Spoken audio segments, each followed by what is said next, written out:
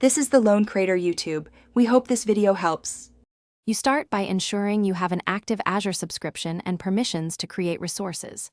Once signed in, create or pick a resource group in the region that minimizes latency. This matters for cost and performance.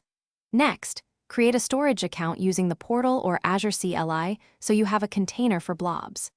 Make sure to choose the right replication and access tier now.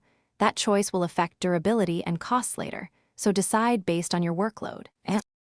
Once the storage account exists, create a blob container and set its access level appropriately for your data. Private for sensitive content, blob or container for public scenarios. Then configure authentication. Prefer Azure AD RBAC or scoped SAS tokens instead of root access keys to limit blast radius. Also enable encryption at rest and tighten network access with service endpoints or private endpoints. Finally, define lifecycle. You now upload test files using AsCopy, the CLI, or an SDK to validate read and write operations. This confirms your permissions and network rules. Once done, test from real client environments and adjust cores or endpoint settings to allow requests.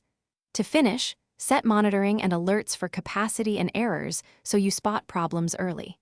If something goes wrong, first recheck RBAC and SAS scopes, then verify firewall/private endpoint settings and container-level public access.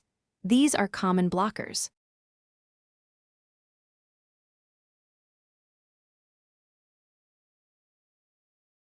Thanks for watching.